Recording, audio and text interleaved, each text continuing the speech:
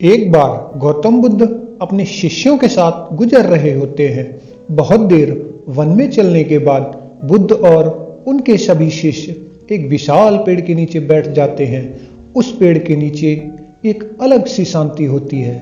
सभी लोग उस शांति का अनुभव कर रहे थे। कोई भी एक शब्द नहीं बोलता। कुछ देर बीतने के बाद गौतम बुद्ध का एक शिष्य उठता है और बुद्ध से पूछता है, बुद्ध, मैं आपसे एक प्रश्न पूछना चाहता हूं। बुद्ध कहते हैं, पूछो, क्या प्रश्न है तुम्हारा? शिष्य बुद्ध से पूछता है, मैंने कभी भी आपको दुखी नहीं देखा। आपके चेहरे पर हर समय एक अलग सी मुस्कुराहट रहती है, हमें भीतर तक आनंद से भर देती है। आपके चेहरे पर एक अलग सी चमक है जो हमें दुख से कोसों दूर कर देती है। पर मैं यह जानना चाहता हूं कि मेरे भिक्षु बनने से पहले मेरे जीवन में बहुत सारा दुख था, जिसके कारण मैं भिक्षु बन गया। पर मैं अभी तक नहीं जान पाया हूं कि दुख क्या है। क्या आप मुझे बता सकते हैं कि वास्तव में दुख क्या है?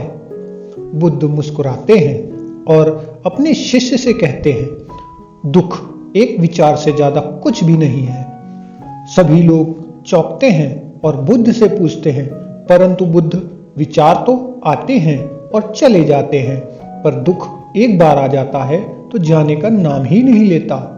बुद्ध कहते हैं, मैं तुम्हें एक छोटी सी घटना बताता हूं। एक नगर में एक धनी सेठ रहता था। उसके पास एक वफादार नौकर होता था। वह सेठ अपने नौकर पर बहुत विश्वास करता था।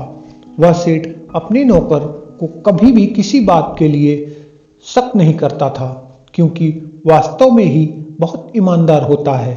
एक बार उस सेठ को किसी काम से बाहर जाना पड़ा। 2-3 दिनों के बाद जब वह सेठ वापस लौटा तो वह एक कीमती सामान लेकर आता है। वह उस कीमती सामान को अपने कमरे में बड़ा सजा कर रख देता है और अपने नौकर से कहता है, तुम्हें खास तौर पर इस चीज का ध्यान रखना है। ध्यान रहे यह टूटे नहीं, यह मेरा बहुत प्रिय है।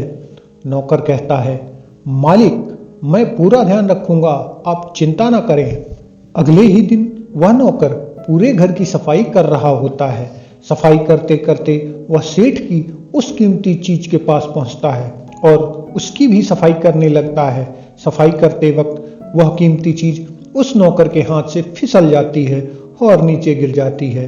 सेठ को यह बात पता चलती है और वह नौकर के पास आता है और नौकर को खूब डांटता धमकाता है, पर ना तो उस नौकर को नौकरी से निकाल सकता है, ना ही उसे पीट सकता है, क्योंकि वह उसका बहुत वफादार और पुराना नौकर था। इसलिए वह डांट धमका कर ही उसे छोड़ देता है। सेठ अपने उस कीमती चीज के बारे में सोच सोच कर बहुत दुखी हो जाता है। रात होती है और सेठ अपने कमरे में लेट जाता है। सेठ को नींद नहीं आ रही थी, वह बहुत बेचैन था। बेचैनी के कारण सेठ अपने कमरे से बाहर निकलता है और देखता है उसका नौकर निश्चिंत होकर खर्राटे ले रहा है। वह यह देखकर और क्रोधित हो जाता है। सेठ सोचता है, इसने मेरी इतनी कीमती चीज तोड़ दी और इसे बिल्कुल भी चिंता नहीं है। मुझे यहाँ नींद भी नहीं आ रही और यह आराम से सो रहा है। सेठ अपने कमरे में वापस चला जाता है। अगले दिन सुबह सेठ सोचता है, मैं इस समस्या से कैसे निकलूं? फिर सेठ को एक तरकीब समझ आती है। वह अपने नौकर के पास जाता है और अपने नौकर से कहता है, मुझे बहुत दुख हो रहा है, यह बताते हुए कि वह जो कीमती चीज कल तुमने तोड़ दी थी, वह मैं तुम्हारे लिए ही लाया था।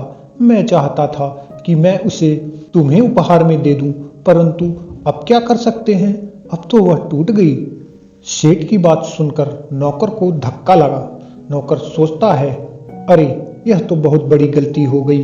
वे इतनी कीमती चीज और महंगी चीज मेरे लिए लाए थे और वह मुझसे ही टूट गई। फिर क्या? उस नौकर के मन में बेचैनी पैदा हो जाती है, दुख पैदा हो जाता है। रात होती है और सेठ आराम से सोता है और वह नौकर बेचैन रहता है। उसे नींद नहीं आती। क्यों नींद नहीं आती? क्योंकि अब उस नौकर ने उस सेठ की उस कीमती चीज को अपने आप से जोड़ लिया, इसलिए वह दुखी हो रहा था। पहले उस नौकर के मन में यह विचार नहीं था कि वह कीमती चीज मेरी है, पर अब उसके मन में एक विचार है कि अगर वह कीमती चीज ना टूटती तो मेरी होती। बुद्ध कहते हैं दुख केवल एक विचार है, और यह विचार कैसे उत्पन्न होता है? अपने आप को किसी चीज से जोड़ लेने से। हम जिस चीज को अपने आप से जोड़ देते हैं वह चीज हमारे दुख का कारण बनती है, लेकिन वास्तविकता तो यह है कि कोई भी चीज हमसे जुड़ नहीं सकती। हर चीज आपके पास है, आपकी है, पर कुछ समय के लिए। कुछ समय बाद वह आपसे दूर हो जाएगी। उस दूर होने की घटना को स्वीकार करें और आगे बढ़ें।